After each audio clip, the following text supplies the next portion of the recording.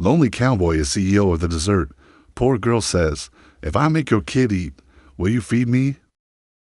Friends, prepare your hearts for a story that will touch your soul. If you enjoy Old West tales filled with true emotion, please leave a like and share your favorite memories of those times. In the comments, your participation warms my storyteller's heart. The autumn wind carried dust across the vast Wyoming territory as Jack Morrison stood on the porch of his sprawling ranch house, watching the sunset paint the desert gold. At 35, he was the wealthiest rancher in 3 counties, owning more cattle and land than any man had a right to. The locals called him the CEO of the desert, a title that meant nothing to him now.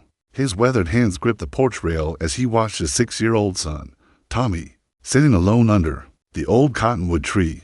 The boy hadn't spoken a word since his mother died 8 months ago, and he'd barely eaten enough to keep a bird alive. Every specialist from Denver to San Francisco had examined him, but none could heal a broken heart. Mr. Morrison, his foreman, Pete, rode up fast, dust swirling around his horse, found someone sneaking around the hen house. A girl, sir, caught her red-handed with eggs in her pockets. Jack's jaw tightened. Times were hard in 1882, but he couldn't abide thieves. Bring her here. Minutes later, Pete returned with the sorriest sight Jack had seen in years. A girl, maybe 19 or 20, stood before him in a dress so worn it was more patches than fabric. Her auburn hair hung limp around a face that might have been pretty if it weren't so gaunt. But it was her eyes that stopped him cold, green, as spring grass and filled with a desperation he recognized so well. "Please, mister," she said, her voice barely above a whisper. "I wasn't stealing for myself. There's children in town, orphans mostly, who ain't eaten in days. I just thought, your chickens lay so many eggs, you might not miss a few." Jack studied her. Most thieves lied, but something in her voice rang true. "What's your name?" "Emma Walsh." "Sir." She lifted her chin, finding courage somewhere in her thin frame. "And before you call the sheriff, I got a proposition for you." His eyebrows rose. The girl had grit. "I'm listening." Emma's gaze drifted to Tommy under the tree. She watched the boy for a long moment, something shifting in her expression. "That, your son?" Jack nodded, his chest tightening. "He don't look well," she said softly. "Reminds me of my little brother after our parents died. Wouldn't eat, wouldn't talk, just sat there fading away like a ghost." "Get to your proposition," Jack said roughly, not wanting to discuss his failures as a father. Emma looked him straight in the eye. "If I can make your boy eat, really eat, not just pick at his food, will you feed me, and maybe let me take some food to those hungry children too?" The ranch hands murmured among themselves. Everyone knew Tommy hadn't taken a proper meal since his mother's funeral. The best cooks in the territory had tried and failed. Jack felt anger rise in his chest. "You think you can waltz in here and fix what dozens of specialists couldn't? What makes you so special? Because I know what it's like to be so sad you forget you're hungry," Emma said simply, "and I know sometimes it takes someone who's been in that dark place to lead you out." Jack was about to dismiss her when Tommy suddenly stood up. The boy walked closer, his blue eyes fixed on Emma with the first spark of interest he'd shown in months. Emma knelt down slowly, making herself smaller. "Hello there," she said gently. "You know what? I bet you and I could be friends. I know some stories about brave cowboys and wild horses. Would you like to hear one while we have supper?" Tommy didn't speak, but he didn't run away either. He just stood there, studying her with those 2 serious eyes. Jack made a decision that would change everything. "One chance," he said. "You get one supper to make him eat. If you fail, you leave and never come back." Emma stood, brushing dust from her ragged skirt. "And if I succeed, then we'll discuss your proposition." As the sun dipped below the horizon, Emma walked toward the kitchen, Tommy trailing behind her like a curious shadow. Jack watched them go, something stirring in his chest he hadn't felt in 8 long months. The dangerous flicker of hope. The Morrison ranch kitchen was the finest Emma had ever seen, with a massive iron stove and shelves lined with more food than she'd imagined existed. Her stomach cramped painfully, reminding her she hadn't eaten in 3 days. But this wasn't about her hunger. Tommy sat at the long wooden table, his small hands folded in his lap. The cook, a stout woman named Mrs. Henderson, watched skeptically from the doorway. "Now then," Emma said, tying an apron around her waist. "Before we eat, we need to cook something special. You ever make flapjacks, Tommy?" The boy shook his head slightly, the first response anyone had gotten from him in weeks. Emma smiled. Well, I learned from a Cheyenne woman who made the best flapjacks in creation. But here's the secret. They only taste right if you help make them. She pulled over a stool so Tommy could reach the counter. To everyone's amazement, he climbed up, watching as Emma gathered flour, eggs, and milk. My little brother Samuel was about your age, Emma said conversationally, letting Tommy crack an egg into the bowl. He was the quietest boy you ever met, especially after Mama and Papa died. Wouldn't say a word to anybody. Tommy's hand stilled on a wooden spoon. But you know what? Emma continued, guiding his small hands to stir the batter. He didn't need to talk. I understood him just fine without words. Sometimes the most important things don't need saying out loud. Jack stood in the doorway, unseen by either of them. He watched his son's face slowly lose that blank, distant expression as Emma told stories about Samuel, how he loved horses, how he'd saved a wounded hawk, how he'd been brave even when he was scared. Samuel sounds like he was a good brother, came a tiny voice. Everyone froze. Mrs. Henderson gasped. Jack gripped the doorframe so hard his knuckles went white. Tommy had spoken. Emma didn't make a fuss. She just smiled and poured batter on the hot griddle. He was the best, just like I bet you're the best son a father could ask for. When the flapjacks were done, Emma set a plate before Tommy, but instead of pushing him to eat, she sat down, across from him with her own plate. You know what Samuel and I used to do? She asked. We'd have contests. Who could make the funniest face while eating?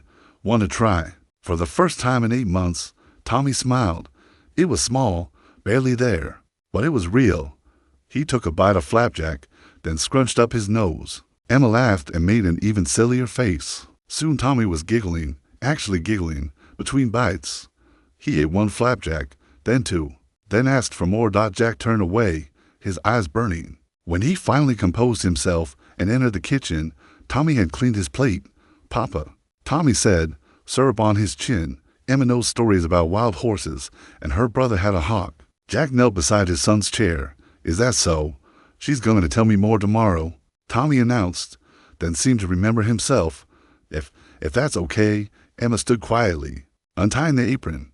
She kept her part of the bargain, but she knew better than to assume anything. Jack looked at his son's hopeful face, then at the young woman who'd accomplished the impossible. Miss Walsh, I believe we have a proposition to discuss. Mrs. Henderson, please set another place for supper.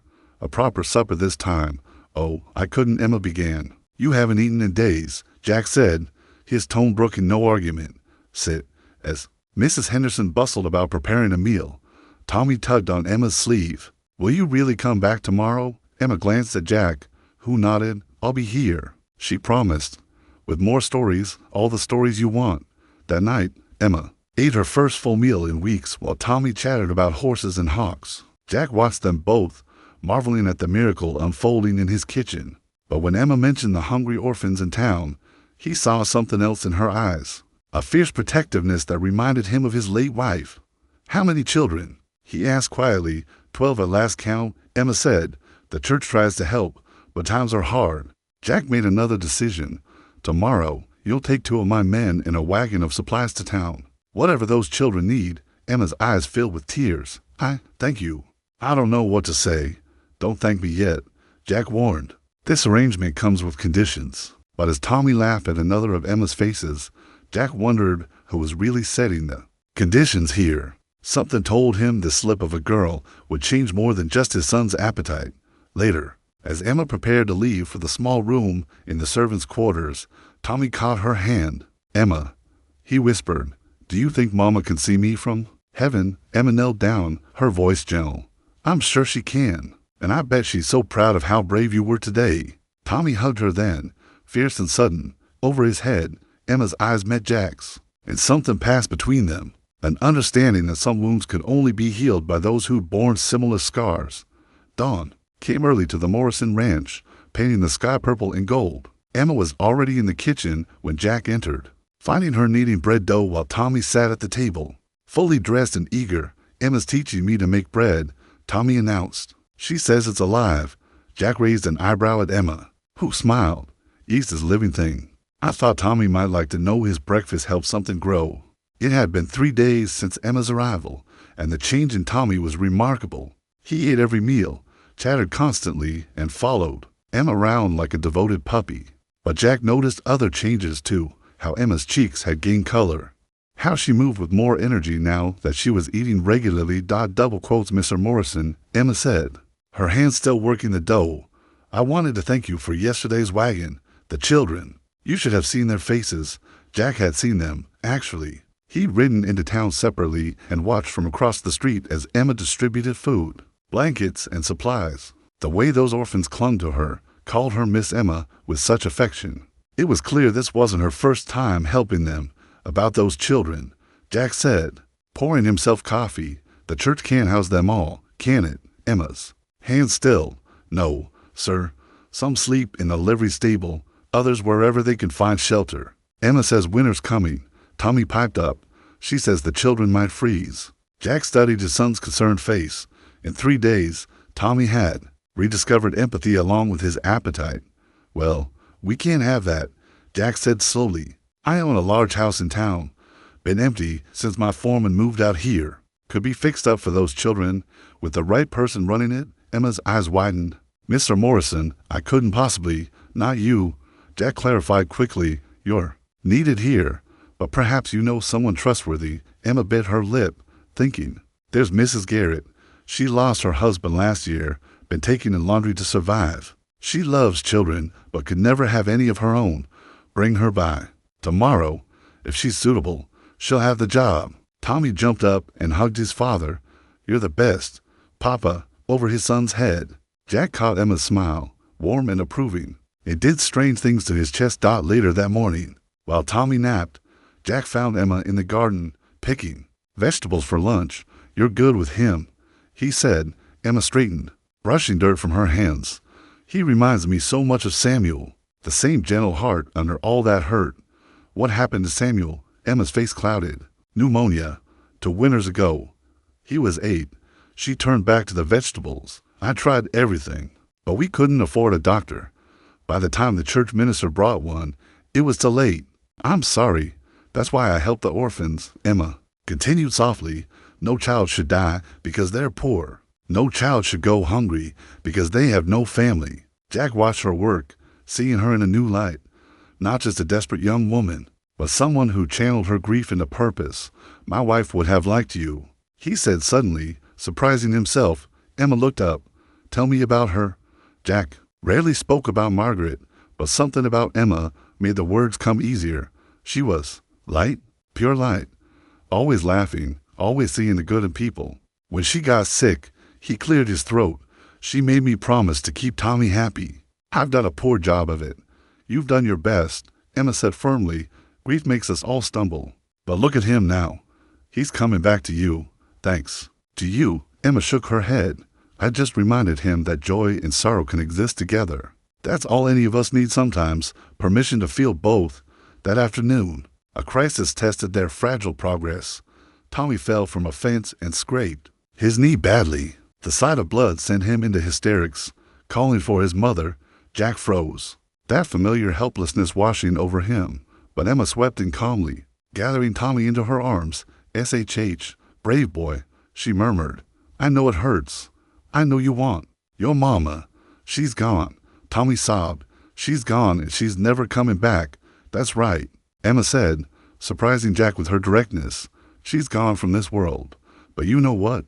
The love she gave you, that's still here. She placed her hand over Tommy's heart. Right here, forever and always. That love doesn't die. Tommy, it just changes shape.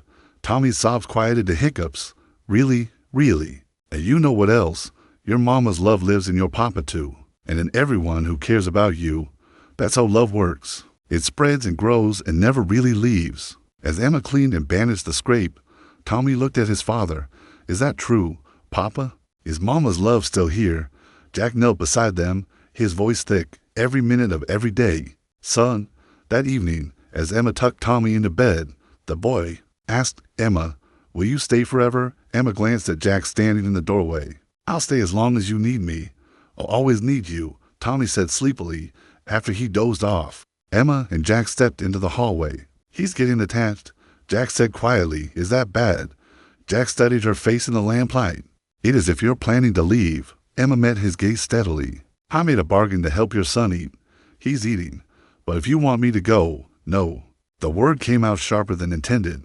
Jack softened his tone. No, we need you here. Tommy needs you. Just Tommy? The question hung between them, loaded with possibility. Jack felt something shift, like the earth moving beneath his feet. Emma, I'm Mr. Morrison. Pete burst through the front door. Trouble in town. Someone set fire to the church where those orphans stay. Emma went white. The children. Without hesitation, Jack grabbed his coat. Pete, get every available man. We ride now.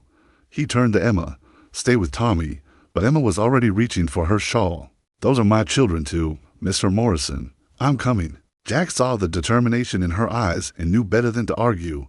As they raced toward town, he realized something had changed. This wasn't just about Tommy anymore. Somewhere between flapjacks and bandaged knees, Emma Walsh had become essential to more than just his son's recovery. The church was ablaze when they arrived, orange flames licking at the wooden structure. While townspeople formed a bucket brigade, Emma jumped from the wagon before it fully stopped. Running toward the smoke, the children, Mrs. Garrett cried, tears streaming down her soot-covered face. They're still inside, the back room. Without thinking, Jack plunged into the burning building. The smoke was thick, choking, but he could hear crying from the rear. He found 4 children huddled together, the smallest no more than 5 years old.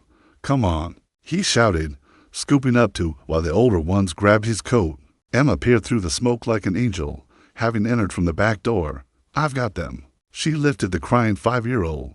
This way, together they shepherded the children out just as part of the roof collapsed. In the street, Emma quickly counted heads while Jack organized the firefighting efforts. 10, 11. Where's Mary? Emma's voice pitched high with panic. Where's Mary Sullivan? A boy pointed. To the church. She went back for her doll, the one her mama made. Emma turned toward the building, but Jack caught her arm. No, it's coming down. I can't lose another child. Emma tried to wrench free. I can't. Jack saw Samuel in her eyes, saw every child she couldn't save. He made a split-second decision. Stay here. That's an order. He plunged back into the inferno. The heat was overwhelming, boards falling around him. He found Mary in what had been the sleeping quarters, clutching a singed rag doll, frozen with terror. I've got you, sweetheart. He wrapped her in his coat and ran. Feeling the building groan above them, they burst through the door just as the entire structure collapsed. Jack shielded Mary with his body as burning debris rained down. When the dust settled, he was on his knees, the child safe in his arms. Emma flew to them, checking Mary for injuries while tears streamed down her face. You fool. You wonderful, reckless fool. Jack's sleeve was on fire.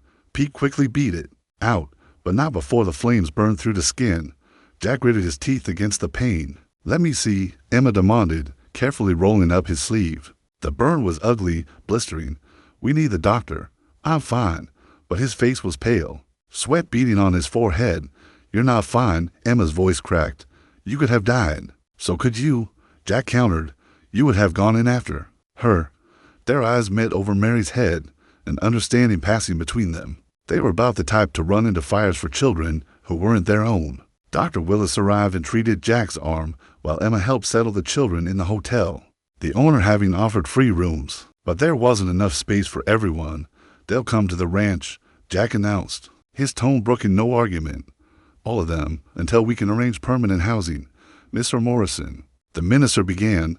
That's generous, but 12 children have survived worse than sleeping in my barn for a few nights. We'll make it work. Emma looked at him with such gratitude that Jack felt warmth spread through his chest. That had nothing to do with his injured arm. That night, the Morrison Ranch transformed into a makeshift orphanage. The barn was cleaned and filled with fresh hay and blankets. Emma and Mrs. Henderson cooked massive pots of stew while ranch hands entertained the children with rope tricks and stories. Tommy, who waited anxiously for their return, appointed himself the official welcomer. Don't worry, he told each child solemnly, Emma and Papa will take care of you. They take care of everyone. Jack watched his son distribute blankets and pillows, showing a generosity of spirit that would have made Margaret proud. He's growing up, Emma said softly, appearing at Jack's elbow with a cup of coffee. 3 days ago, he wouldn't leave his room. Now look at him. Children are resilient. They just need to know someone cares. Jack studied her profile in the lantern light. Is that what you needed? After Samuel, Emma was quiet for a moment. I needed purpose. These children gave me that. She paused. Your son gave me that.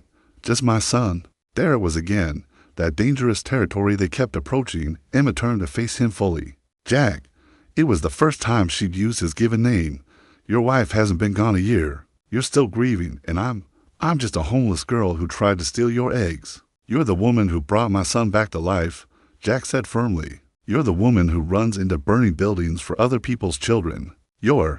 He stopped, frustrated by his inability to articulate what she'd become to him. I'm your employee, Emma said gently, and that's enough. It has to be enough. Before Jack could respond, young Mary Sullivan tugged on Emma's skirt.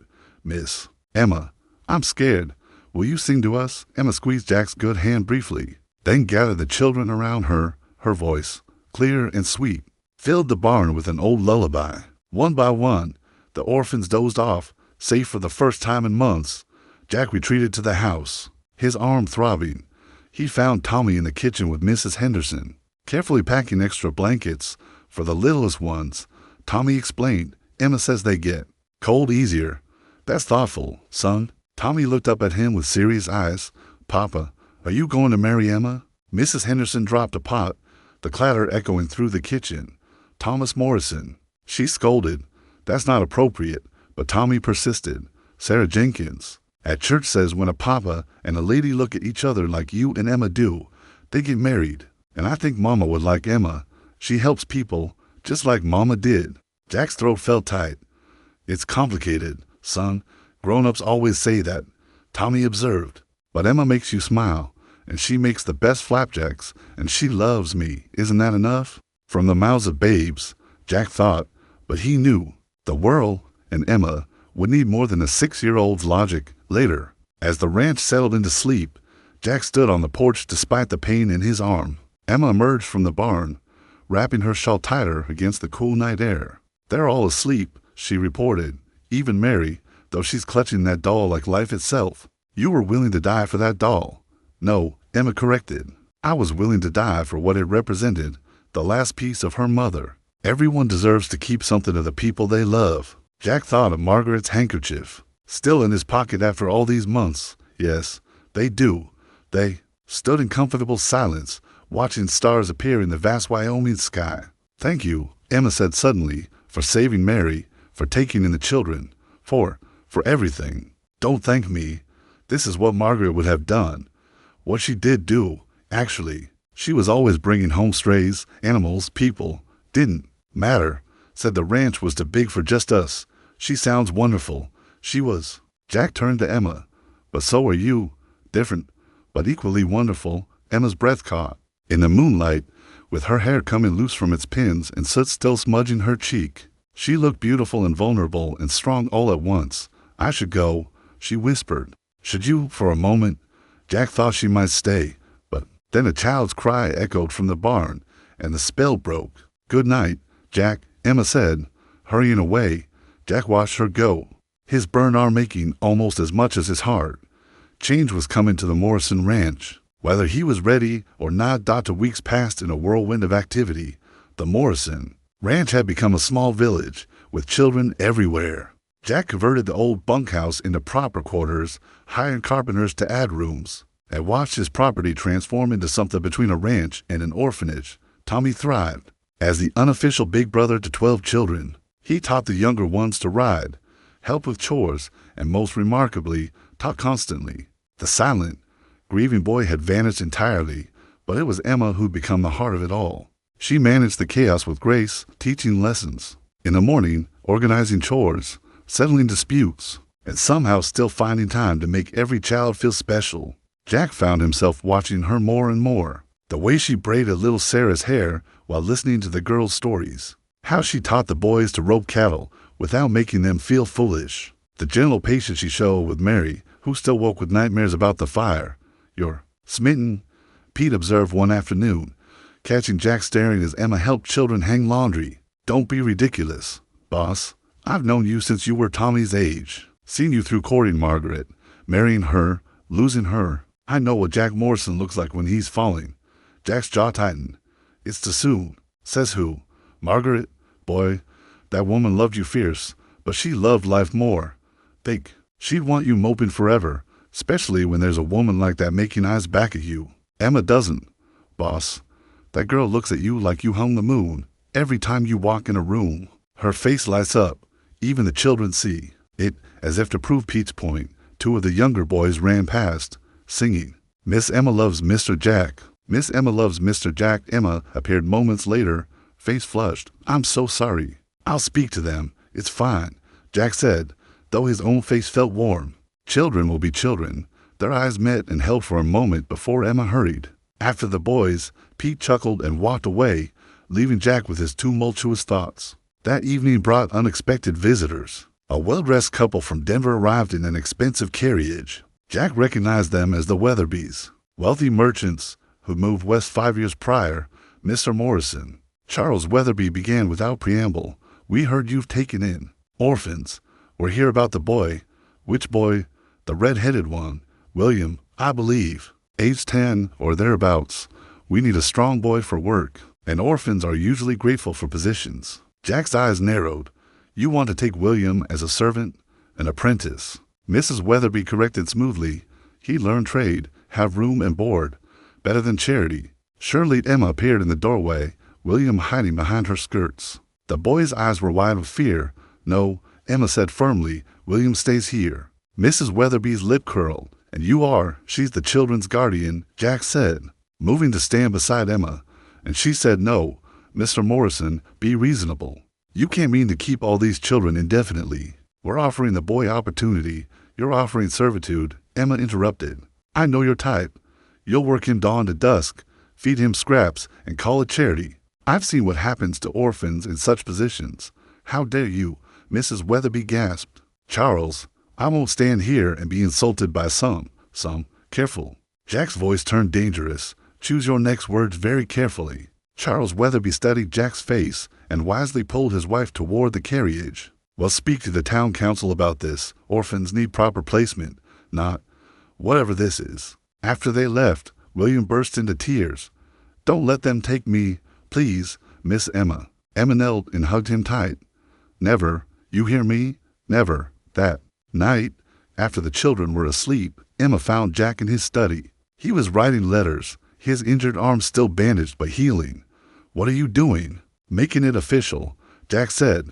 I'm establishing a legal foundation for the children's home. The Weatherbys were right about one thing. We need proper documentation to protect these children. Emma sank into a chair across from him. You do that.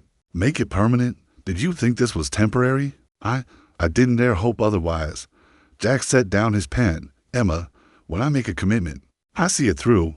These children, this home, and you, me, I'm appointing you as official director, with salary, of course, and legal authority over the children's welfare. Emma's eyes filled with tears. Jack, that's too much. It's not enough, he said quietly. Not nearly enough for what you've given us. Before Emma could respond, Tommy appeared in the doorway, rubbing his eyes. Papa, Emma. I had a bad dream. Emma immediately opened her arms, and Tommy climbed into her lap. Jack watched them, his son seeking comfort, Emma providing it naturally, and felt that dangerous warmth spread through his chest again. What did you dream, sweetheart? Emma asked. That you went away, Tommy whispered. Like Mama did. Emma held him tighter. Oh, Tommy, I'm not going anywhere. Promise? Emma looked at Jack over Tommy's head. Something passed between them. A question and an answer all at once. I promise, she said softly. Later, after Tommy was settled back in bed, Emma walked with Jack to check on the other children. The barn had been transformed into comfortable quarters, with proper beds and a wood stove for warmth. You've done something amazing here, Emma said. We've done something amazing, Jack corrected. I couldn't have managed without you. They stood close in the dim light, and Jack became acutely aware of her nearness, the faint scent of lavender soap, the way moonlight caught in her hair. Emma, he began. I know, she whispered. I feel it too, but a crash from outside interrupted them. They rushed out to find the chicken coop in flames and a figure running toward the hills. The children, Emma gasped, but Jack was already moving, organizing ranch hands to fight the fire, while Emma ensured all children were accounted for and safe. The fire was quickly controlled. The coop was lost, but no other structures were damaged. Who would do this? Emma asked. Holding a crying Mary, Jack's face was grim. Someone who doesn't want an orphanage here. This was a warning. Sheriff Coleman arrived within the hour, but had little to offer. Could be anyone. Plenty of folks think you're disrupting the natural order, taking in strays. Children, Emma said sharply. They're children, not strays. The sheriff tipped his hat. No offense meant, miss. Just saying how some see it. After he left, Jack gathered his ranch hands. Double the night watch. Nobody gets near those children. Emma put the children back to bed, soothing fears and promising safety. But Jack saw the worry in her eyes. They won't stop, she said quietly when they were alone. People like the Weatherbys, whoever set that fire, they'll keep coming. Then we'll stop them. Jack said firmly, every last one. Emma studied his face. Why? Why do you care so much about children who aren't yours? Jack thought of Tommy's laughter, of Mary's rescued doll, of William's tears. Because they are mine now. All of them. And you. He stopped, catching himself. What about me? Emma's voice was barely a whisper. Jack stepped closer. You know, what about you? The air between them crackled with possibility. Emma's hand rose, almost touching his face, then dropped. Your wife would have loved you, Jack finished. Would have chosen you herself for Tommy, for all of this. You don't know that. I do. Jack's voice was certain. Because Margaret always knew good people. It's why she chose me, despite my faults. And she was seeing you what I see. What do you see? Jack's hand found hers. Everything, Emma. I see everything. A child's cough from the barn broke the moment. Emma squeezed his hand once, then pulled away. Good night, Jack. But as she walked away, Jack noticed she was smiling. And for the first time since Margaret's death, he felt something besides grief. Bloom in his chest out the next morning brought an unexpected ally. Judge Theodore Blackwood, the territorial circuit judge, arrived with his entourage. Jack knew him by reputation, fair but stern, not easily swayed by wealth or politics. Morrison, the judge said, dismounting from his horse, heard you've started quite the operation here, just helping some children who needed it. Judge, HMM. Blackwood's sharp eyes surveyed the property, noting the children doing morning chores under Emma's supervision. Also heard someone's trying to burn you out. We had a fire. Can't prove who said it. Don't need to. I know the Weatherbys filed a complaint. Say you're harboring orphans illegally, that the girl there is unfit to supervise them. Jack's jaw tightened. Emma is peace. Morrison, I'm out here on their behalf. The judge smiled slightly. My own mother was an orphan, taken in by a farming family who worked her near to death. Always swore if I had the power, I'd protect children from such fates. Then you'll help us. I'll do better. I'll make it official. Blackwood pulled out documents. This establishes the Morrison Home for Children as a legal entity under territorial law. You as patron, Miss Walsh as director. Anyone wants to remove a child, they go through proper channels, meaning me. Jack felt relief wash over him. What do you want in return? Regular inspections to ensure the children's welfare. And the judge's eyes twinkled. An invitation to Sunday dinner now and then. Gets lonely on the circuit. Emma approached, wiping flour from her hands. Judge Blackwood, I'm Emma Walsh. Would you like some breakfast? The children and I just finished baking. The judge's stern face softened. That would be delightful. Miss Walsh, over breakfast, Judge Blackwood charmed the children with stories of his travels. But Jack noticed how carefully he observed everything. The children's health, their interaction with Emma, the quality of their care. You've done well. He told Jack quietly, these children are thriving, and Miss Walsh, she's remarkable. Yes, Jack agreed, watching Emma help young Sarah with her letters. She is going to marry her. Jack nearly choked on his coffee. Judge, oh, don't look so scandalized. I've got eyes. Besides, these children need stability. Two parents are better than one, legally speaking. Before Jack could respond, a commotion rose outside. The Weatherbys had returned, this time with several town council members. Morrison, Charles Weatherby called.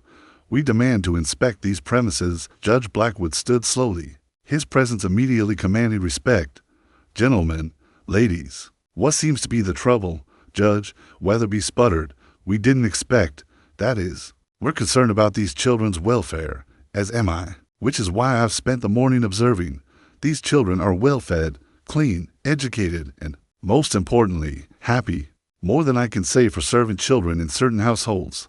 Mrs. Weatherby flushed. We only wanted to help by taking a 10-year-old boy as unpaid labor. Emma stepped forward, fire in her eyes. I know exactly what kind of help you offer. You have no right. Weatherby began. Actually, she does. Judge Blackwood handed over the documents. Miss Walsh is the legal director of this establishment. Any concerns go through her and Mr. Morrison. The crowd murmured, some supportive, others clearly disapproving, but one woman stepped forward. Mrs. Patterson, the banker's wife. I think it's wonderful, she declared. My church group would like to help. Perhaps we could donate clothing, school supplies. Others began to speak up, offering assistance. The tide was turning, but Jack saw the rage in Weatherby's eyes. This isn't over, Weatherby hissed as he left. That afternoon, while the judge conducted his official inspection, Tommy made an announcement that stopped everyone cold. Emma's birthday is tomorrow, he said at lunch, but she thinks nobody knows Emma. Went red. Tommy, how did you? I heard you tell Mary. You said your mama used to make apple cake on October 15th. The children immediately burst into planning. Despite Emma's protests, preparations began for a surprise party. Jack watched it all with amusement and something deeper. The boy is right attached to her, Judge Blackwood observed, preparing to leave. We all are. Then do something about it. Morrison, life's too short for hesitation. The judge mounted his horse. I'll file these papers immediately, but stay vigilant. The Weatherbys won't give up easily. That evening, Jack found Emma sitting, alone by the creek that ran through the property. The sun was setting, painting the sky in shades of rose and gold. May I? He asked. She nodded, and he sat beside her on the grass. 20 years old tomorrow, she said softly. When I was little, I thought 20 was so old. I'd be married, have babies, live in a little house with flowers in the garden. Life rarely goes as planned. No, she pulled her knees to her chest. But sometimes it goes somewhere better. I lost my family, but I found a purpose. Found these children. Found. She stopped. Found what? Emma turned to him, her eyes bright with unshed tears. Found a home. For the first time since my parents died, I have a home. Jack's heart clenched. Emma, I know what's happening between us, she continued. I'm not naive, but I'm also not foolish. You're still grieving Margaret. Tommy needs stability, not confusion, and I need to know this is real, not just gratitude or proximity or... Jack silenced her by taking her hand. It's real. How can you be sure? Because I know the difference. His thumb traced circles on her palm. I loved Margaret with all my heart, but this, what I feel for you, is different. Not better or worse, just different. Margaret was my spring, all sunshine and new growth. You're my autumn, deeper, richer, with beauty that comes from surviving the storms. Emma's tears spilled over. That's lovely, but no buts. Not tonight. Jack stood, pulling her up. With him, tonight. Just let it be tomorrow. You'll have a barn full of children singing off-key birthday songs. Next week, we'll face whatever the Weatherbys throw at us. But tonight, just be Emma, and let me be Jack, and let that be enough. Emma studied his face in the fading light. Then, so softly he almost missed it, she said, all right. They walked, back slowly, hands linked, not speaking. The ranch was quiet, children already in bed. Exhausted from party preparations dotted her door. Emma paused. Jack, thank you for everything. For Tommy, for the children, for seeing me, really seeing me. I could say the same. She rose on her toes and kissed his cheek, quick and light. Then she was gone, leaving Jack standing in the hallway, his face warm where her lips had touched. From his bedroom doorway, Tommy watched with a smile.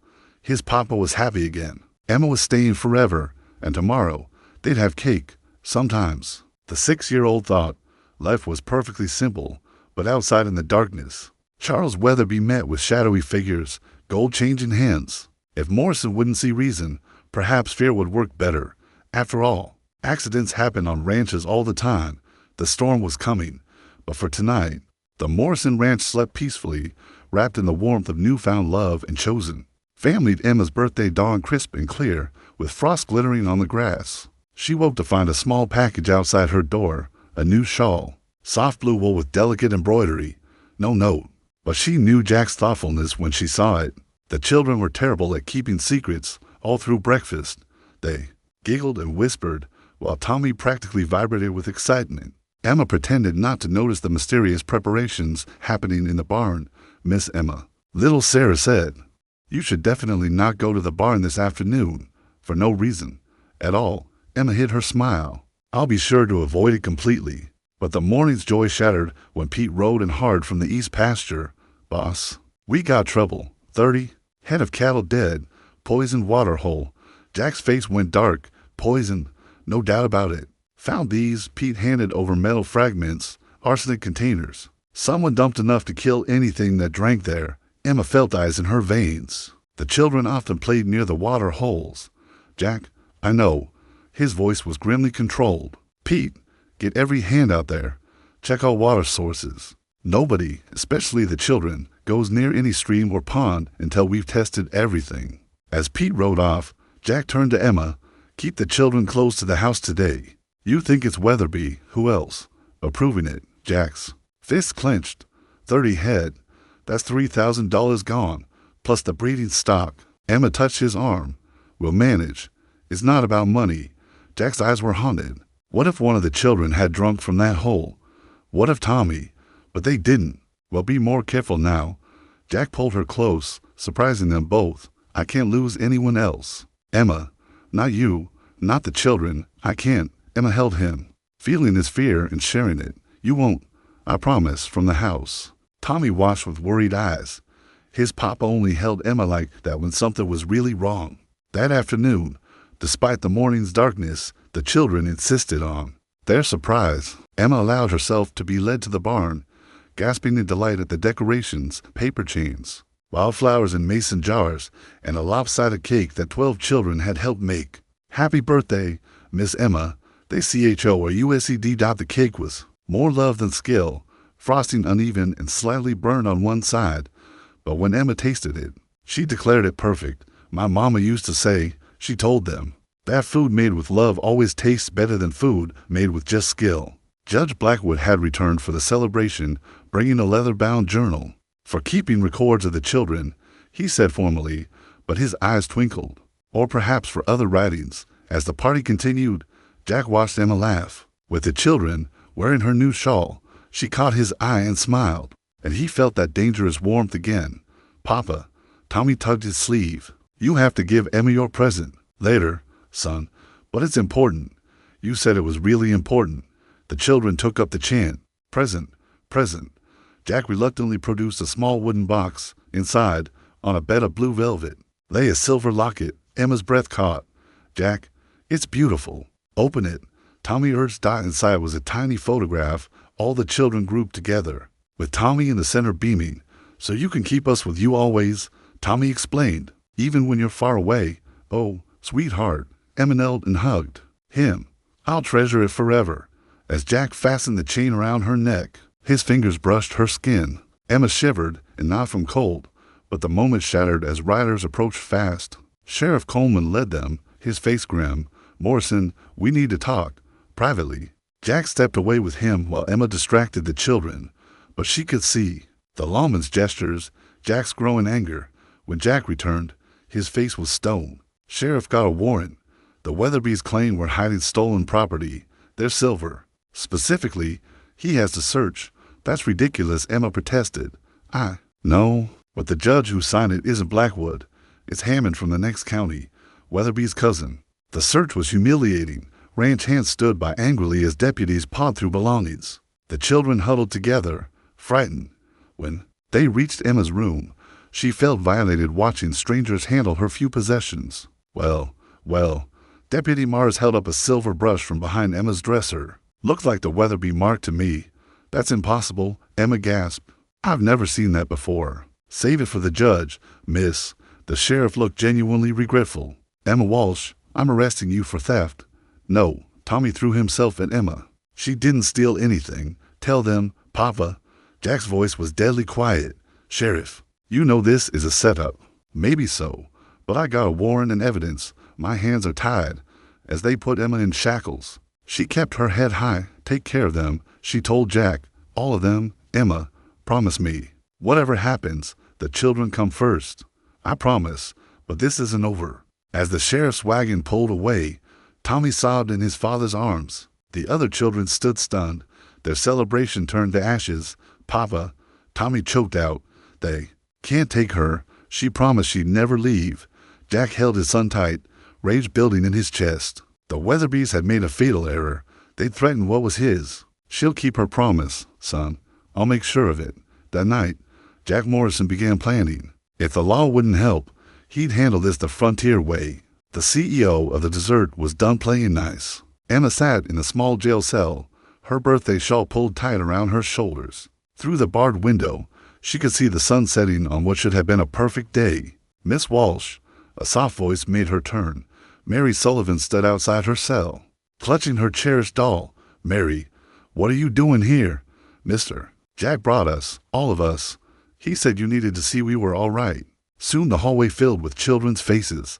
Jack stood behind them, his expression unreadable. "5 minutes," Sheriff Coleman said quietly. "That's all I can give you."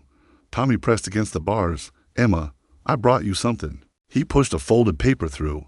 "It's all of us. I drew it so you won't forget." Emma unfolded the childish drawing, stick figures holding hands, with our family written in Tommy's careful printing. "I could never forget," she whispered. "Miss Emma," William spoke up. "I told them you didn't steal nothing. Told them you're the most honest person alive." "We all told them," Sarah added, "but they wouldn't listen." Jack finally spoke. "Judge Blackwood is riding hard to the territorial capital. He'll have you out by week's end. And if he doesn't," Jack's eyes met hers through the bars, "then I'll tear this jail down brick by brick." After they left, Emma allowed herself to cry. Not for her situation, but for the children's frightened faces, for Tommy's drawing, for the life she'd barely begun to dream of. Meanwhile, Jack gathered his most trusted men in the ranch office. "I want everything on the Weatherbys," he ordered. "Every debt, every enemy, every secret. Someone help them plant that brush. Find out who." Pete nodded grimly. "Already on it, boss. That Deputy Morris, he's got gambling debts. Big ones. And guess who holds his markers? Weatherby." Jack's smile was cold, perfect. Over the next 3 days, Jack Morrison waged war with the weapons he knew best. Money and influence. He called in old favors, made new deals, and slowly tightened a noose round Charles Weatherby's neck. But the children were suffering. Tommy barely ate again, spending hours drawing pictures for Emma. The others listlessly did their chores, the joy gone from the ranch. On the 4th night, Mrs. Patterson arrived with several church ladies. "Mr. Morrison," she said firmly, "this has gone too far. The whole town knows Emma is innocent. Knowing and proving are different things. Then we'll make them the same." She produced a petition. 43 signatures demanding Emma's release. And that's just the start. Jack felt the first spark of hope. The judge, Judge Hammond, is in Weatherby's pocket. But judges can be recalled, especially when the territorial governor gets involved. Mrs. Patterson smiled. "Did you know my brother is Governor Mitchell's aide?" As the women organized, Jack visited Emma again. She was paler, thinner, but her spirit remained unbroken. "How are the children? Really struggling?" "Tommy especially, but Mrs. Henderson and the ranch hands are helping." Jack gripped the bars. "Emma, I need you to know something. What I feel for you, it's not gratitude. It's not proximity. It's, Jack, don't. Not here. Not like this. Yes, here. Yes, like this." His voice was fierce. "Because I need you to know you have something to come back to. Someone to come back to." Emma pressed her palm against his through the bars. "I already knew that." The next morning brought chaos. Deputy Morris was found at the Weatherby house, drunk and waving a signed confession. "They paid me," he shouted, for all to hear. $500 to plant that brush. Said it would just scare her off. Nobody get hurt. Sheriff Coleman arrested him on the spot. But Weatherby had vanished in the night, along with his wife and their valuables.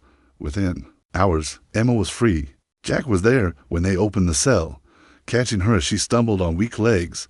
"Take me home," she whispered. The ride back to the ranch was triumphant. Word had spread, and townspeople lined the streets, cheering. But Emma only had eyes for the children waiting at the ranch gate. Tommy flew into her arms. "You came back. You kept your promise." "I always keep my promises," Emma said, holding him tight. That evening, as Emma tucked each child into bed, she found herself renewed by their love. Mary gave her the precious doll to hold. William shyly presented a carved wooden horse he'd made. Sarah braided flowers into her hair. Later, Emma found Jack on the porch, standing in the same spot where this all began. "Thank you," she said simply. "For what? For fighting for me, for believing in me, for—" She touched the locket at her throat. "For seeing me as family." Jack turned to her. "Is that what you are? Family? I hope so. And if I wanted more—" Emma's heart pounded. "Jack, I know. Too much. Too fast. But Emma, these last days without you, the ranch was just buildings. The children were just responsibility. Nothing felt alive without you here. I felt the same," she admitted, "in that cell. All I could think about was coming home. To all of you." Jack stepped closer. "Weatherby's gone, but there'll be others. This life, this choice to help these children, it won't be easy. The best things never are. Marry me." The words hung between them like stars. "Jack, not today. Not even next month. But someday, when you're ready, when enough time has passed. Marry me. Be my wife, Tommy's mother, the heart of this ranch. Make this official in every way that matters." Emma's eyes filled with tears. "You barely know me. I know you die for any of these children. I know you sing when you think no one's listening. I know you put extra sugar in Tommy's oatmeal because he's still too thin. I know you check on every child 3 times each night. I know you're brave and kind and stubborn and perfect." Jack cradled her face. "I know I love you." Emma couldn't speak past the lump in her throat. "You don't have to answer now," Jack continued. "Just think about it. Take all the time you need. I'll wait." From the doorway came a small voice. "Say yes, Emma." They turned to find Tommy in his nightshirt, grinning. "Thomas Morrison," Emma scolded, but she was laughing. "How long have you been there?" "Long enough." Tommy patted over in bare feet. "Papa loves you. You love Papa. You love me. We all love each other. Why is this complicated?" Jack scooped up his son from the mouths of babes. Emma looked at them, her boys, her family, and felt the last walls around her heart crumble. "Ask me again," she said softly, "in 6 months, when the ranch is settled, when the children are secure, when we're sure this is real and not just crisis bringing us together. Ask me again, and I'll have an answer. Is it the answer I want?" Emma smiled, reaching up to kiss his cheek. "Wait and see, Mr. Morrison. Good things come to those who wait." As she walked inside, Tommy whispered loudly, "I think that means yes." "Papa." Jack held his son close, watching Emma disappear into the house. "I think so too, son. I think so too." Winter arrived early that year, blanketing the Wyoming territory in pristine white. The Morrison Ranch had transformed into a winter wonderland, with children building snowmen and having epic snowball battles. 3 months had passed since Emma's arrest, and life had settled into a comfortable rhythm. But on this December morning, that peace shattered. "Riders coming," Pete called from the watchtower they built after the poisoning incident. Maybe 15, 20 men, armed. Jack grabbed his rifle, his blood running cold. "Emma, get the children to the safe room, now." They prepared for this, a reinforced room in the cellar, stocked with supplies. Emma quickly herded the frightened children downstairs while Jack and his men took defensive positions. The riders stopped just outside rifle range. Jack recognized the lead man, Samuel Dodge, a hired gun from Cheyenne with a reputation for dirty work. "Morrison," Dodge called. "No need for bloodshed. We're here legal-like. Got papers from a judge in Denver. Those orphans are wards of the territory, and we're here to collect them." "What judge?" Jack shouted back. "Judge Cornelius Blackstone says here the territorial government's establishing proper orphanages. All unclaimed children go to the state facility in Denver." Jack's mind raced. He'd heard rumors of such facilities, workhouses, really, where children labored 14 hours a day. "I'll need to see those papers." "Sure thing. I'll ride up alone. But Morrison, try anything funny, and my men start shooting." Dodge approached slowly, keeping his hands visible. The papers looked official, but Jack noticed something odd. The date was from before Judge Blackwood had registered their home. "These are invalid," Jack said. "We have legal custody." Dodge smiled coldly. "Maybe so, but judges in Denver don't much care about some frontier paperwork. Now, you can hand over those brats peaceful-like, or we can do this the hard way. You'll have to kill me first." "That can be arranged." Dodge's hand moved toward his gun. A shot rang out. Dodge's hat flew off his head. Everyone turned to see Emma on the porch, Tommy's small rifle smoking in her hands. The next one goes between your eyes, she said calmly. Dodge paled. He hadn't expected resistance from a woman. You're making a mistake, miss. We'll be back with the army if necessary. Then we'll be ready, Jack said. Now get off my land.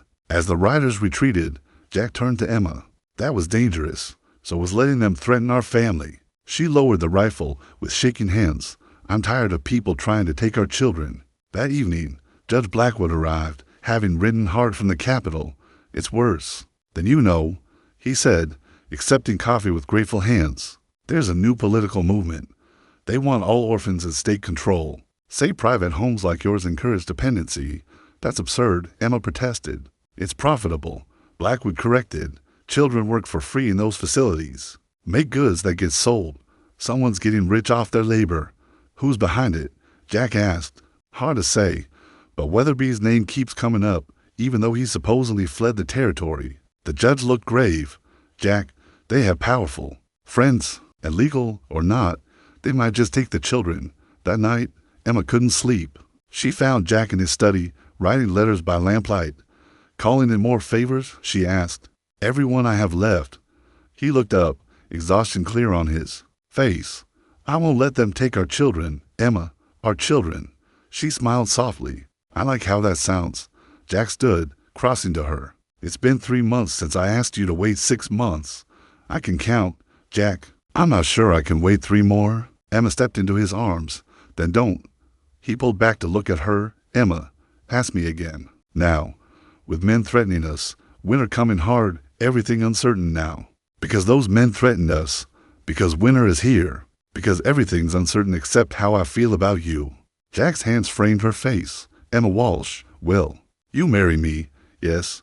The kiss that followed was desperate and sweet, full of promise and fear and hope all tangled together. When Jack asked, when they broke apart, tomorrow, before anything else can happen, before someone else tries to tear us apart, the children will be thrilled, Emma laughed. Tommy's been planning our wedding for months.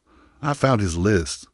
The next morning dawned bright and clear. Word spread quickly through the ranch, and by noon, the main room was decorated with pine boughs and winter berries. Mrs. Patterson arrived with the church ladies. Judge Blackwood agreed to officiate, and somehow a wedding came together. Emma wore her mother's wedding dress, carefully preserved in her trunk. The children served as attendants, with Tommy carrying the rings on a pillow he'd embroidered himself. Crooked stitches spelling out love. Dearly beloved, Judge Blackwood began. We gather in uncertain times to celebrate something certain, the love between Jack and Emma, and their commitment to each other and these children. Jack spoke his vows clearly. Emma, you brought light back into my life when I thought darkness would consume me. You showed me that love isn't diminished by loss, but multiplied by hope. I promise to stand beside you, to protect our family, and to love you through whatever comes. Emma's voice was strong despite her tears. Jack, you gave me a home when I had none, purpose when I was lost, and love when I'd forgotten how to hope for it. I promise to be your partner, your children's mother, and your heart's home for all our days. By the power vested in me by the Wyoming territory, Judge Blackwood proclaimed, I declare you husband and wife. The kiss was interrupted by 12 children cheering. Tommy launched himself at them, shouting, I have a mama again. The celebration was joyful, but brief. They all knew danger still lurked, but for one afternoon, they were simply a family celebrating love. That night, as Emma tucked Tommy into bed, he asked, Are you really my mama now? If you want me to be, I do. But his voice grew small. I still love my first mama. Is that okay? Emma kissed his forehead. Oh, sweetheart, that's more than okay. Love isn't pie. Taking a piece doesn't mean there's less for others. Your heart is big enough to love both your mamas. You'll never leave. Never. I'm a Morrison. Now, we Morrisons stick together. Down the hall, Jack stood in their bedroom doorway, watching his wife comfort his son. Margaret had been right to make him promise to find happiness again. She would have chosen Emma herself, but outside in the bitter cold, Samuel Dodge met with shadowy figures in an abandoned barn. Morrison's got a weakness now, he said, a new wife. Harder to defend a woman and children when you're worried about keeping your bride safe. What do you suggest? The voice from the shadows was cultured, familiar. We take her. Morrison will trade anything for his wife, even those valuable orphans. Charles Weatherby stepped into the light, his smile cruel. Do it, but carefully. I want her alive. For now. The attack came 3 days later. During a blizzard that had everyone huddled inside, Emma was in the barn with William and the younger boys, checking on a sick calf. When masked riders struck Emma, William shouted a warning, but it was too late. Strong hands grabbed her from behind. She fought viciously, remembering every dirty trick her father had taught her. But there were too many. Get the boys. Someone shouted. Double quotes. No, Emma broke free momentarily, pushing William toward the barn's back door. Run. Get Jack. A blow to her head sent her to her knees. Through dimming vision, she saw William herding the younger boys to safety. Good. At least the children would be safe. They bound her hands and threw her over a saddle. The last thing she heard was Tommy's scream from the house. Mama. Jack emerged to find chaos. Ranch hands were firing at fleeing riders while children sobbed in terror. But all he could see was the empty space where Emma should be. They took her. William gasped out, tears streaming down his face. I'm sorry, Mr. Jack. I tried to stop them. Jack gripped the boy's shoulders. You saved the young ones. You did perfect. Now tell me everything. As William recounted the attack, rage built in Jack's chest like a living thing. They'd taken his wife, his Emma, Pete, saddle every horse. Armed men only. This won't be a peaceful retrieval. Jack, Judge Blackwood caught his arm. Think. This is what they want. You riding off half-cocked. What about the children? Jack paused, torn between his roles as husband and father. I'll go, a small voice said.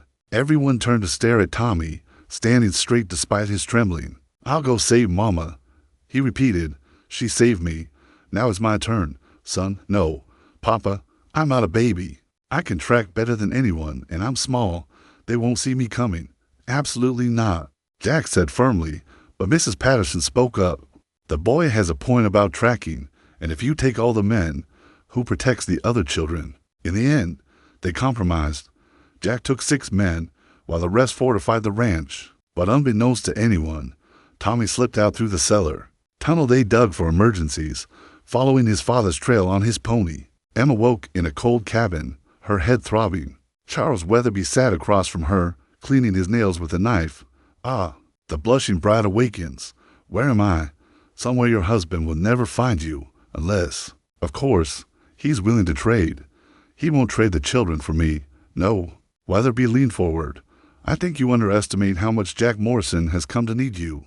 The man who lost his first wife. How do you think he'll handle losing the second? Emma lifted her chin. Better than you'll handle what he does to you when he finds you. Weatherby backhanded her, splitting her lip. Mind your tongue. You're only valuable alive. But there are degrees of alive outside. Tommy tracked through the snow with the skill Pete had taught him. The storm had covered most signs, but Tommy knew something the adults didn't. He'd been playing in these hills for months. He knew every cabin, every hideout, and he knew where bad men might take someone. Jack's search party found the abandoned horses 3 miles from the ranch, but the trail went cold. They were about to turn back when Pete spotted something. Boss. Small tracks, pony-sized. Jack's blood ran cold. Tommy. They followed the boys' trail. Fear and pride warring in Jack's chest. His 6-year-old son had somehow tracked the kidnappers better than grown men die in the cabin. Emma tested her bonds while Weatherby dozed. The rope was old, fraying. If she could just... Don't even think about it, Dodge said from the corner. Weatherby might need you breathing, but he didn't say nothing about unharmed. Big man, threatening a tied woman. Dodge's face darkened. You cost me reputation, woman. That hat you shot. People been laughing, poor baby, Emma said sweetly. Must be hard, having your feelings hurt. Dodge stood, hand on his gun. Maybe. I'll hurt more than your feelings. A small voice from outside called. Mr. Dodge, you in there? It's Tommy Morrison. I came to trade myself for Emma. Papa says I'm worth more than her anyway. Everyone froze. Weatherby jumped up. It's a trap. Does that sound like Jack Morrison to you? Dodge peered out the window. It's just a boy, alone. My papa doesn't know I'm here. Tommy continued, his voice carrying clearly. But I heard him say orphan boys are worth more than women, so I'll trade me for Emma. Weatherby smiled cruelly. Actually, this is better. Morrison's actual son. He'll give us anything. They opened the door. Tommy stood in the snow, small and alone. his pony behind him. Let her go first, Tommy said, trying to sound brave. Nice try, boy. Dodge grabbed for him. That's when Tommy's pony lifted its head, revealing Jack Morrison crouched beneath a horse blanket. His gun spoke twice. Dodge spun away, clutching his shoulder, while Weatherby dove for cover. Papa now, Tommy yelled, throwing himself flat. The cabin exploded with gunfire as Jack's men burst from concealment.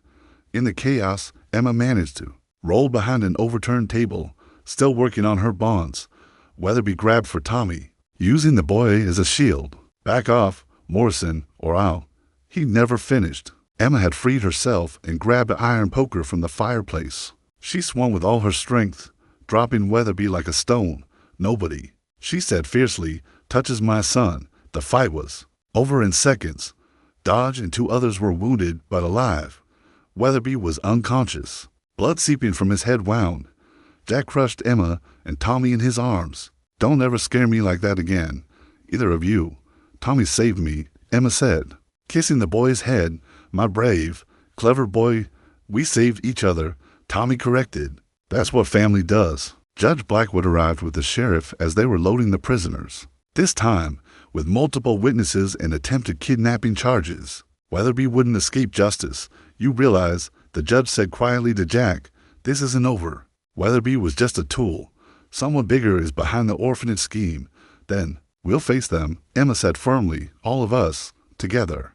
As they rode home through the breaking storm, Tommy dozed between his parents. Exhausted from his heroics, Emma leaned against Jack's shoulder. He called me Mama, she whispered. When he was protecting me, he called me his mama. You are, Jack said simply, in every way that matters. Behind them, Weatherby regained consciousness in the prison wagon, his eyes full of hate. They'd won this battle, but the war for the children was far from over. Spring arrived with dramatic force, melting snow creating rushing streams and revealing green grass beneath. The Morrison ranch buzzed with activity as they prepared for the territorial governor's visit.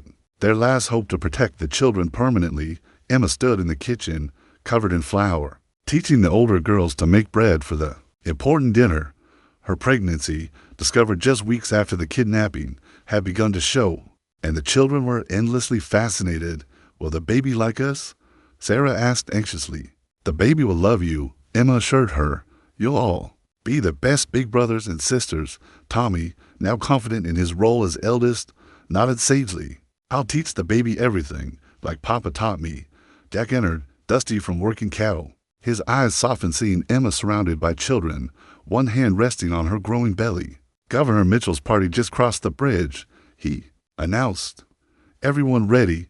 The children scattered to wash and change while Emma quickly cleaned up. She caught Jack's worried look. It'll be fine, she said. Mitchell's not like Blackwood. He's political, calculating. If he thinks closing us down will gain him votes. Emma kissed him gently, then will change his mind. We have 12 excellent reasons to stay open. Governor Mitchell arrived in an ornate carriage, accompanied by his wife and several advisors. Jack recognized one with a sinking heart, Ernest Calloway, owner of several factories that employed child labor, Morrison. The governor's handshake was firm, but cool. I've heard interesting things about your operation here. All true, I hope, Jack replied. That remains to be seen. The tour began poorly. Mitchell seemed unimpressed by the dormitories, the schoolroom, even the workshop where boys learned carpentry. Calloway whispered constantly in his ear, no doubt, poisoning his perspective. But Mrs. Mitchell, a small woman with intelligent eyes, watched everything carefully. At dinner, the children were on their best behavior. They served the meal they'd helped prepare, answered questions politely, and demonstrated their education when asked. Tell me, the governor said to William, what would you be doing if not for this place? William straightened. Dying, sir, or stealing to survive. Maybe both. The blunt answer startled Mitchell. Surely there are other options. No, sir, Mary interrupted, forgetting her shyness. Before Miss Emma and Mr. Jack, I slept in alleys, ate from garbage. Other options were bad things, things children shouldn't have to do. An uncomfortable silence fell. Mrs. Mitchell broke it. How many children have you saved? She asked Emma. 12 here, ma'am, but we've helped others find good homes too. Maybe 30 total, and your own child. She gestured to Emma's belly. Will Grow up understanding that family isn't just blood, Emma said. That love multiplied is love strengthened. Sentimental nonsense, Calloway muttered. Tommy's head shot up. It's not nonsense. Emma saved me when my first mama died. Now I have two mamas, one in heaven and one here. That's not nonsense. That's mathematics. Several children giggled at Tommy's passion. Even Governor Mitchell's mouth twitched. After dinner, while the men discussed politics, Mrs. Mitchell asked to see the children's quarters again. Emma obliged, puzzled. In the girls' room, the governor's wife studied everything. The hand-sewn quilts, the carefully mended dolls, the drawings on the walls. My daughter died, she said suddenly, 5 years ago, scarlet fever. She was 8. I'm so sorry. Emma said softly, I wanted more children. We tried.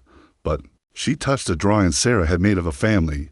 My husband thinks I don't understand his political necessities, but I understand children need homes. She turned to Emma, eyes bright with unshed tears. These state facilities they're proposing, I've seen the plans. Dormitories of 50 beds. Children working 12-hour days. Is that better than this? You know it's not. Mrs. Mitchell nodded decisively. Then I'll help. But you must understand. My husband needs political cover, a reason to support you that won't cost him votes. Emma thought quickly. What if we became a model? Other ranches could follow our example. Private homes, but with government oversight to ensure standards. It would cost less than state facilities and produce better results. That might work. Hope flickered in the older woman's eyes. I'll speak to him. They returned to find chaos. One of Calloway's men had been caught trying to plant evidence in the barn. This time, bottles of laudanum to suggest the children were being drugged. Jack had the man pinned against the wall while Judge Blackwood examined the bottles. These aren't even open, Blackwood announced. Still have the pharmacy seal from Denver. Rather sloppy framed job, Calloway. The governor's face was thunderous, earnest. Explain yourself. This man attacked me, Calloway blustered, after you tried to destroy my family. Jack growled. Again, is this true? Mitchell asked his advisor. Have you been sabotaging the Morrison home? Faced with evidence and witnesses, Calloway crumbled. The story spilled out. A consortium of businessmen who wanted cheap child labor, who saw private orphanages as competition for their workforce. Get out, Mitchell said coldly. You're finished in my administration. As Calloway fled, the governor turned to Jack and Emma. It seems I've been getting poor advice. Tell me more about this model program idea. They talked late into the night. By morning, they'd hammered out a proposal. The Morrison home would become the territorial prototype for private child welfare, with regular inspections and government support. We'll need more homes like yours, Mitchell said. Good people willing to open their doors. We know several, Emma said, thinking of Mrs. Patterson and others. People who want to help but need structure and support. As the governor's carriage prepared to leave, Mrs. Mitchell embraced Emma. Take care of that baby, she said. And these children, you're doing sacred work here. Tommy ran up with a wrapped package for you. M.A.M. So you remember us? Inside was a framed drawing, all the children's handprints in different colors, forming a rainbow. In the center, in Tommy's careful writing, family is love. Mrs. Mitchell's tears finally fell. I'll treasure this always. As the carriage rolled away, Jack pulled Emma close. We did it. We started it, Emma corrected. Now the real work begins. That evening, as they celebrated with cake and singing, none of them noticed the lone rider watching from the ridge. The consortium hadn't given up. They just decided more dramatic measures were needed. The final battle was coming. 6 weeks later, the Morrison ranch hummed with activity. 3 more families had started similar homes, and Emma, despite being heavily pregnant, traveled between them offering guidance. The model was working. On this sweltering July afternoon, Emma was teaching at the Pattersons' new home when the pain started. Mrs. Morrison, Sarah, who'd accompanied her, looked worried. You've gone all pale, I think. Emma gripped the desk as another wave hit. I think the baby's coming. Panic might have ensued. But Emma had trained the children well.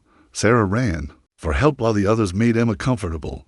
Within minutes, they were racing back to the Morrison ranch in the wagon. Jack met them halfway, having been alerted by their messenger. His face was white with worry. It's too early, he said, lifting Emma carefully. Babies come when they're ready, Emma managed between contractions. Just like children finding their homes. Dr. Willis was already at the ranch when they arrived. The children were shepherded away, though Tommy flatly refused to leave the hallway. "I'm the big brother," he said stubbornly. "I'm staying." Hours passed. The house grew quiet except for Emma's occasional cries. Jack paced while Tommy sat vigilantly by the door. Then, as sunset painted the sky crimson, a new cry pierced the air, tiny, fierce, and perfect. "You have a daughter," Dr. Willis announced. Opening the door, Jack flew to Emma's side. She lay exhausted but radiant, holding a small bundle. "Meet Margaret Sarah Morrison," Emma whispered. "After your first love and our Sarah who got help so fast." The baby was small but healthy, with wisps of dark hair and Emma's green eyes. Jack touched her tiny hand with wonder. "She's perfect. Can I see?" Tommy peered around his father. "Oh, she's so little." "You were this small once," Jack told him. "Really, but I'm big now. And you'll help her grow big too," Emma said. "You're her protector now." Tommy's chest puffed with pride. "I'll be the best big brother ever, even better than I am to the others." As word spread, the children gathered quietly in the hallway. One by one, they were allowed to peek at the new addition. "She's our sister too, right?" Mary asked hopefully. "Of course," Emma said. "She belongs to all of us." That night, as the ranch settled into peaceful sleep, danger approached. The consortium had hired mercenaries, harder men than Dodge, men without conscience or mercy. They struck at dawn. Jack woke to gunfire and screaming. He grabbed his rifle and ran to the window. At least 20 riders were attacking from multiple directions. The children, Emma struggled up. "Still weak from childbirth. Stay here. Protect the baby." Jack kissed her hard. "I love you." He was gone before she could protest. The battle was fierce. Ranch hands fought desperately, but they were outnumbered. The attackers were trying to reach the children's quarters. Tommy appeared at Emma's door. "Mama, they're in the house." Emma's mother bear instinct surged. Weak or not, nobody threatened her children. She grabbed the shotgun from the wall. "Tommy, take your sister. Hide in the cellar tunnel. But now, protect her like I know you can." Tommy carefully took the baby and ran. Emma steadied herself against the doorframe and headed for the stairs. She found chaos below. William and the older boys had barricaded themselves in the schoolroom, throwing books and inkwells at attackers. Sarah and the girls were trapped in the kitchen with Mrs. Henderson, who wielded a cast-iron pan like a weapon. Emma fired the shotgun, dropping one attacker. "Nobody touches my children." The sight of her, pale, swaying, but fierce as any warrior, gave the defenders new courage. The tide began to turn. Outside, Jack and Pete had rallied the ranch hands. They pushed the attackers back steadily, but the mercenary leader, a scarred man named Gideon, had other plans. "Burn it all," he shouted. "If we can't take the brats, nobody has them." Torches flew through windows. Smoke began to fill the house. "No," Jack roared, but he was pinned down by gunfire. Inside, Emma organized evacuation. Everyone out. Stayed together. The children fled through smoke and flames. Emma counted desperately. 10, 11. "Where was Mary, my doll?" Mary's voice came from upstairs. "I can't lose it again." Without hesitation, Emma plunged back into the inferno. She found Mary frozen with fear as flames licked the walls. "I've got you, sweetheart." Emma scooped her up. "Close your eyes." The stairs were ablaze. Emma looked desperately for another route. The window, it would have to do. Meanwhile, Tommy had reached the hidden tunnel with baby Margaret, but he could see the house burning, hear the gunfire. His family needed help. Making a decision that would have made his parents proud and terrified, Tommy carefully placed his sister in a basket, ensuring she was safe. Then he grabbed something from the emergency supplies and ran back toward danger. He emerged behind the attackers just as Judge Blackwood arrived with a posse of lawmen. The judge had been traveling to visit when he saw the smoke. "Surrender," Blackwood commanded. "You're surrounded." The mercenaries hesitated, caught between ranch defenders and the law. That's when Tommy acted. The boy had grabbed fireworks, saved from the 4th of July celebration. He lit them all at once and rolled them among the horses. The resulting chaos was spectacular. Horses reared, men shouted, colorful explosions filled the air. In the confusion, the defenders pressed their advantage. Gideon tried to flee, but found himself facing Jack Morrison's rifle. "You burned my home," Jack said coldly. "Threatened my family. It's just business," Gideon said. "The consortium pays well." "Who leads them?" Gideon's answer shocked everyone. Senator Marcus Thornton. He owns half the factories needing child workers. Your little experiment threatens his empire. Judge Blackwood heard every word. That's all I needed. Thornton's finished. The battle was over, but the house still burned. Jack ran toward it, desperate to find Emma and Mary. He found them. At the side of the house, Emma had jumped from the second story, cushioning Mary's fall with her own body. Both were alive but injured. You brave, foolish woman, Jack said, cradling Emma's head. Had to. Save her, Emma whispered. All our children. Safe, all safe, including our baby girl. Thanks to Tommy, Emma smiled and fainted. Weeks later, the Morrison family stood before their rebuilt home. The fire had destroyed much, but the community had rallied. Governor Mitchell himself had come to help, bringing territorial funds and workers. More importantly, Senator Thornton had been arrested. His child labor empire was crumbling. The Morrison model of private orphan care was spreading across the territory. Emma, recovered from her injuries, held baby Margaret while addressing the crowd gathered for the dedication. They tried to break us because we dared to say children deserve love, not labor. They failed because family, real family, can't be burned or bought or broken. The crowd erupted in cheers. Tommy stood tall beside his parents. The other children ranged around them. They survived everything thrown at them. And now, Jack announced, we have another announcement. The territorial legislature has passed the Morrison Act, protecting all private orphan homes that meet our standards. No child in Wyoming will be forced into labor again. As celebrations continued into the night, Emma found a quiet moment with Jack and their children, all 13 of them now. We did it, she said softly. We really did it. No, Jack corrected, pulling her close. We started it. These children, this love, it'll spread, other territories, other states, someday. No child will be alone and hungry. Tommy looked up from where he was teaching Margaret to grab his finger. Mama, will you tell the story again? About how you saved me with flapjacks? Emma laughed. Which version? The one where you're the hero? Or the one where the flapjacks are magic? Both, the children chorused. As Emma began the familiar tale, adding new embellishments, Jack watched, his family with overflowing heart. He'd been the CEO of the desert, wealthy in land and cattle. Now he was wealthy in ways that truly mattered, in love, in purpose, in the laughter of children who'd found their home. The autumn wind carried the sound of their joy across the vast Wyoming territory, where other families were opening their doors, inspired by a lonely cowboy and a desperate girl who discovered that sometimes the smallest act of kindness, sharing a meal with a silent, grieving child, could change the world. In her basket, baby Margaret cooed contentedly, already surrounded by more love than most children ever knew.